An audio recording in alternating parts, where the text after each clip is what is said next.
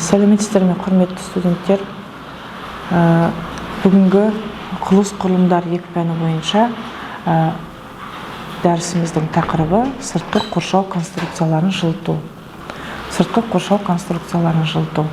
Яғни, екі қарастырылатын сұрағымыз сыртқы қоршау конструкцияларды қосымша жылу оқшаулау, сыртқы қабырғаларды ішкі жағынан жылыту. Осы екі сұрақты қарастырамыз. Яғни, сыртқы қоршау конструкцияларды қосымша жылуды оқшаулау, яғни қолданыстағы ғимараттарды сыртқы қабырғаларын жөндеу, қайта жаңарту және жаңғырту кезінде, сондай-ақ салынып жатқан ғимараттардың жылу қорғау деңгейінде жоғарылауы, қосымша жылу оқшаулағыш көмегімен тиімді және жылу оқшаулағыш материалдарды қолдану арқылы жүзеге асырылады. Іс жүзінде қабырғаларды қосымша термиялық қорғауға арналған құрылғы, яғни оның орналасуының екі негізгі әдісі бар.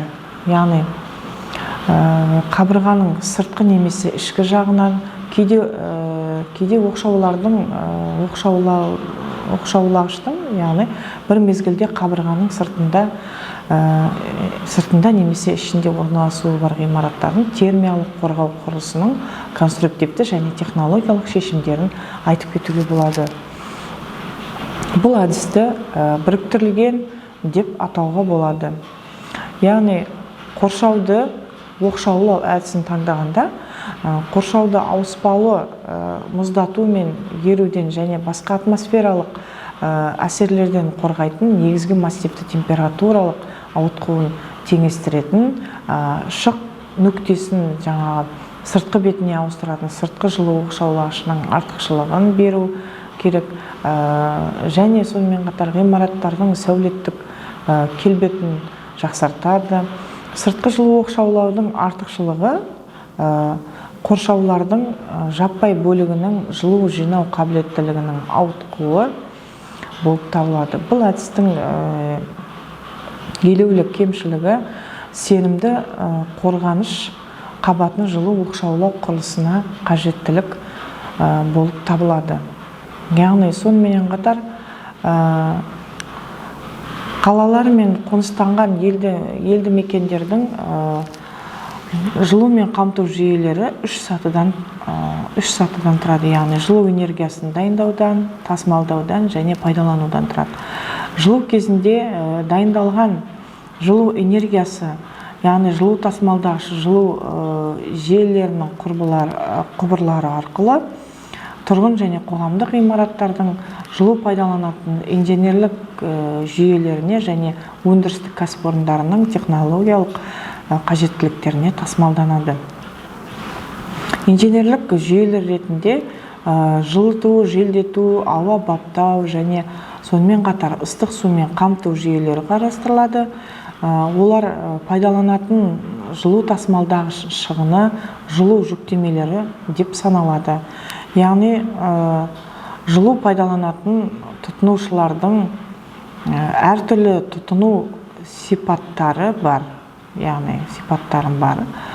Келесі, ғимараттардың жылыту және желдету жүйелері мен жылытылатын мерзімде жұмыс атқарады. Яғни, жылу 15 қазаннан 15 сәуірге дейінгі аралықта жылу тұрғынға тұтынуға беріледі екен. Ыстық сумен қамту жүйелері бұл кәсіпорындардың технологиялық процестеріне күнделікті жыл сайын пайдалануда қолданысқа беріледі екен. Жылу тұтыну сипаттары бойынша жылу жүктемелерін маусымдық және жыл бойындағы екі топқа бөлуге болады.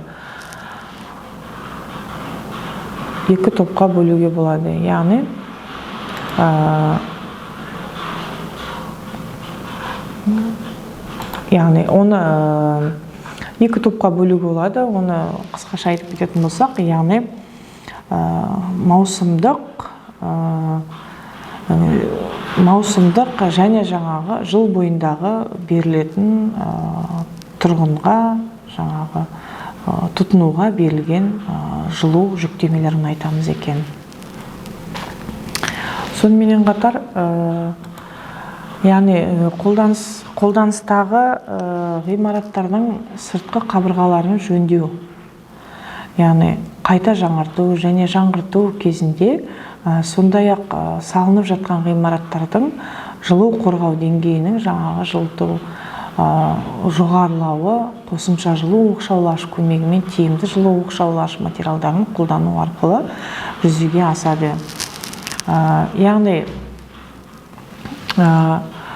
қысқаша іс жүзінде мысалы қабырғаларды қосымша термиялық қорғауға арналған құрылғы, оның орналасуының екі негізгі әдісі бар. Яғни қабырғаның сыртқы немесе ішкі жағынан жылу қоршаулау, жаңағы жылу сақтағышты қоршау.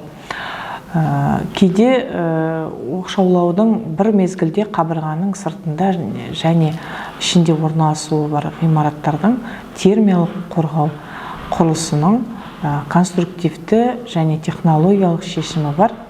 Бұл әдісті біріктірілген деп атауға болады. Яғни қысқаша бұл жерде айтатын болсақ, біздің бүгінгі тақырыбымыз, яғни сыртқы қоршау конструкцияларын жылыту. Яғни қазіргі заманға сай ғимараттарды қаптайтын, ғимараттардың қабырғаларын қаптауға арналған тиімді материалдар бізде көп. Мысалға айтып кететін болсақ, гипсокартон, сонымен қатар менвата, осы материалдарды жаңағы өзіңіздің тұрғын үйге байланысты тиімді жағын қарап, қанша көлемде жаңағы, мысалға гипсокартон менватын айтатын болсақ, мысалы менватының қанша қалыңдықтағы, оның жаңағы әр тұрғын үйге арналған өзінің қалыңдық мөлшерлері бар. Яғни сыртқы қоршау конструкцияларын тұрғын үйге, жаңағы көп қабатты үйге немесе жеке тұрғын үйлерге арналған сыртқы қоршау конструкцияларын жылыту арқылы, яғни таңдауымыз керек екен. Назар қойып тыңдағандарыңызға рахмет. Бүгінгі 8-ші дәрісіміз аяқталды. Сау саламатта болыңыздар.